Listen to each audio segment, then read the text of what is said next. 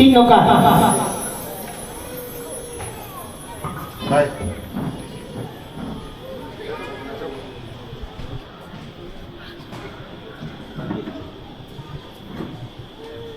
देखो, सहन किए बिना कर्म खपने वाले नहीं है।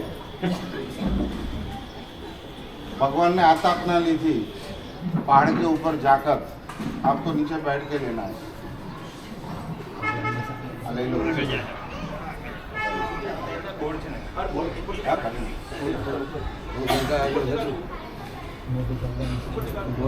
अभी बताया, देखो परमात्मा का प्रभाव कैसा है। आज सालगिरी का महोत्सव, एक आचार्य भगवान को विनंती की, कल दूसरे आए थे और आज तीसरे आचार्य भगवान, जिनका बहुत बड़ा पर्याय है, उम्र भी है, चलने की तकलीफ होने पर भी विनंती करने गए, अभी सुबह गए और आ गए। इतनी सरलता है कि शुभ शांति पृथ्वी से यहाँ अपने महोत्सव के अंदर आए हैं। आप भी बहुत शांति से, जितनी शांति बनाए रखेंगे उतना उल्लास भाव बढ़ने वाला है। तो आगे बढ़िए। समकित गुण ठाणे परिणाम। देखो, आज सिर्फ स्नात्र करना नहीं है।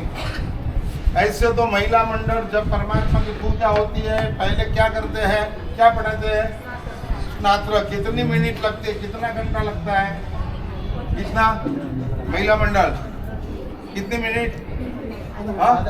अरे क्या आधा घंटा, 15 मिनट। हाँ, कोई तो एकदम इतना एक्सप्रेस वाले होते हैं, 10-12 मिनट में पूरा कर देते हैं। लेकिन ये स्नात्र की कड़ियों के अंदर वीर विजय जी महाराज ने कितने अद्भुत भाव रखे हैं, वो पता नहीं है। रोज स्नात्र पढ़ाते हैं, फिर भी आपको उनका अर्थ, उनका भाव, उनका रहस्य आपको पता नहीं है। समकित गुण ठाणे परिणम्या, बोलो इसका अर्थ क्या? समकित गुण ठाणे परिणम्या, जल्दी बोलो फटाफट। किसको आता है? बोलो। हमारे सदानी परिवार से तरफ से 10,000 रुपए का इनाम है।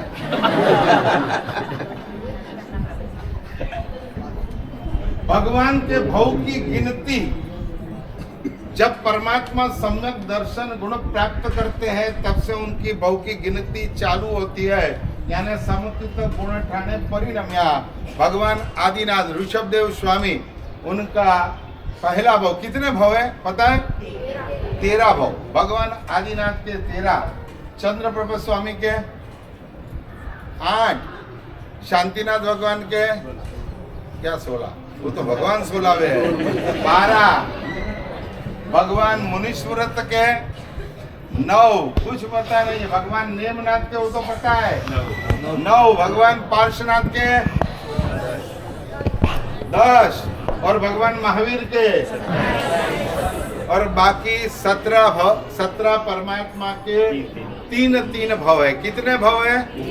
3 भाव है। भगवान के भाव की शुरुआत परमात्मा को जब सम्यक दर्शन गुण प्रकट होता है, प्राप्त होता है, वहां से प्रभु के भाव की गिनती होती है। भगवान आदिनाथ के 13 भाव और पहला भाव पता है? धना सार्थवा नाम के वो सार्थ के अधिपति थे। सार्थ लेके निकले थे और बीच में साथ में एक महात्मा का संग भी जुड़ा हुआ था।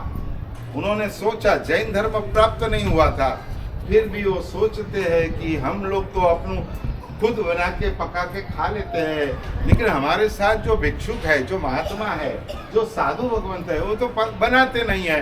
वो क्या वापरते होंगे, क्या खाते होंगे, और उसको भावना हुई मैं आज उनके पास जाकर कुछ लाभ लूं। देखो, ये सुपात्र दान, सम्यक दर्शन का बीज। भगवान महावीर को भी सम्यक दर्शन की प्राप्ति कब हुई पता है? नैसार के भाव में जंगल के अंदर उनको महात्मा को क्या दिया? सुपात्र दान दिया। और भगवान आदिनाथ भी धना सार्थवा के भाव में जंगल के अंदर सार्थ लेकर निकले हैं, और उस वक्त महात्मा को, सुपात्र दान देते देते उनको सम्यक दर्शन गुण प्राप्त हुआ। देखो आप ऐसी जगह बैठे हो, एक तो यहाँ दूर तक महात्मा बहुत है, भिवंडी में महात्मा बहुत है, साधु साध्वी जी भगवान, लेकिन यहाँ तक एक तो महात्मा आते नहीं, आते हैं तो इतने ऊपर तक चढ़ते नहीं, और चढ़ते हैं आते भी है तो आप में आपके घर में जाते हैं लेकिन कुछ बनाया हुआ नहीं होता है और वापस नीचे लौटते हैं। एक समय था कि खाने के पहले महात्मा को विनंती करने जाते थे कि मैं गुरुदेव हमारे घर पर पहुंचो, आप तो वंदन में बोलते हैं स्वामी साता और भात पानी नो लाभ, फिर आपके घर आते हैं तब भात और पानी दो ही चीज रहती है, और उसी रोटी तो देर है 1:30 2 बजे खाते हैं, क्योंकि कारखाने से लेट आते हैं इसलिए देर लेट खाते हैं, और आप 1:30-2 बजे खाते हैं, महात्मा धूप में आते हैं और वापस चले जाते हैं। एक समय था खाने के पहले पहली रोटी, खाने के पहले पहली रोटी किसको डालते थे? गाय को डालते थे, बुलाने नहीं जाना पड़ता। राजस्थान और हालार के गांव में खाना जब पकाते थे गाय अपने आंगन में आके खड़ी रह जाती थी, उसको पता चल जाता था कि अभी भोजन का समय हुआ है, मैं जाऊंगी तो रोटी मुझे मिल जाएगी, और गाय अपने दरवाजे के आंगन में आके खड़ी रहती थी, और लास्ट में जो रोटी बचती थी वो कुत्ते को डालते थे, और कुत्ता भी आ जाता था। गाय कुत्ता, आज तो कोई गाय कुत्ता तो है ही नहीं, और बाहर ही बोर्ड मार देते हैं कि बिना permission, without permission, no admission, without permission, कोई परमिशन बिना अंदर घुसने की मनाही है। कोई गाय बाय आते नहीं, महात्मा चढ़ते नहीं, तो पहली रोटी क्या करते हैं? बना के पति को डालते हैं, और गाय की रोटी खा के वो कैसे हो जाता है,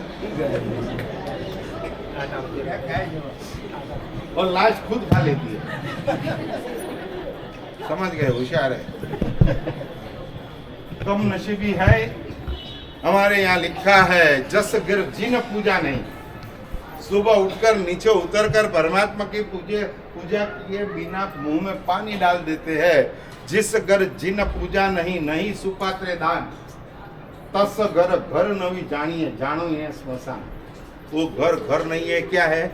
स्मशान है, जहाँ परमात्मा की रोज पूजा नहीं होती है, रोज सुपात्र दान का जहाँ लाभ नहीं मिलता है, वो घर नहीं है, मगर क्या है?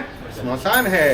ये धनासार्थवा के बहु में महात्मा को घी का दान देते देते अपना निर्मल परिणाम करते सम्यक दर्शन गुण प्रकट हुआ, प्राप्त हुआ, समकित गुण ठाणे परिणम्या। वड़ी व्रत दर संयम, फिर आगे जाके आगे बढ़ते बढ़ते 11वां भाव में वज्रनाभ नाम के चक्रवर्ती बने। वज्रनाभ नाम के चक्रवर्ती बने हैं, और चक्रवर्ती का पद छोड़ के देखो, चक्रवर्ती भी चक्रवर्ती के अंदर चक्रवर्ती पणामा जो मृत्यु पामे तो शास्त्र लखे છે નિયમા નરક ગતિમાં જાય, અને આ ચક્રવર્તી પણ છોડી રાજપાટ, રાજસુખ, રાજવૈભવનો ત્યાગ કરી એ 11મા ભાવમાં ભગવાને ચારિત્ર લીધું। વિષ સ્થાનક તપની આરાધના કરી, વિષ સ્થાનક વિધિએ તપ કરી, માત્ર साधना नहीं, मात्र तपश्चर्या नहीं, साथ साथ में एक भावना की जो होवे मुझे शक्ति इसी, जो होवे मुझे शक्ति इसी, सभी जीव करो यह परार्थ की भावना। यह परार्थ करुणा नाम की भावना है। परमात्मा के अनंत गुण में एक मुख्य गुण, एक महत्व का गुण है। कौन सा गुण है पता है? आकाल में ते परार्थ व्यसनी न हो। अनंत गुण में सबसे श्रेष्ठ गुण हो तो परार्थ यानी परोपकार, करुणा। करुणा का अर्थ पता है कि कांटा उनको लगा, कांटा उनको लगा और आंखें हमारी भर आई, यानी कि चलते चलते चलते चलते पैरों में कांटा दूसरे को लगता है, और आंसू किसको आता है?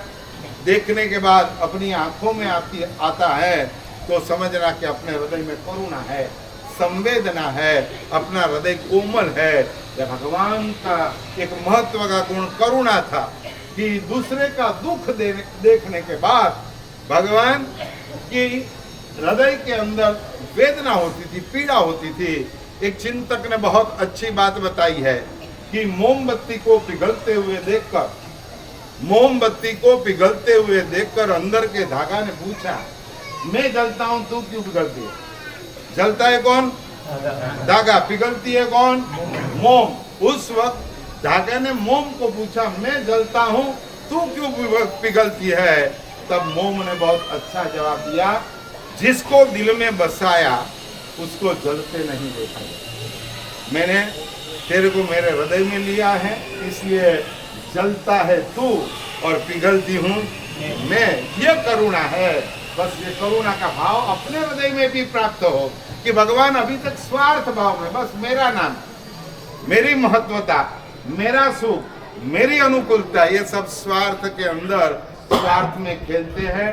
और जो अपने सुख की इच्छा करता है वो कभी सुखी नहीं होता, और दूसरे की सुख की इच्छा करता है वो कभी दुखी नहीं होता। बस भगवान को कहना है, मेरे हृदय में भी ऐसा करुणा का भाव प्रकट हो, प्राप्त हो। इसलिए मैं भगवान आपकी भक्ति करता हूँ। अभी सभी को सिर्फ सुनना नहीं है, पीछे गाना है, और जो भाव बताए अपने हृदय में लेना है।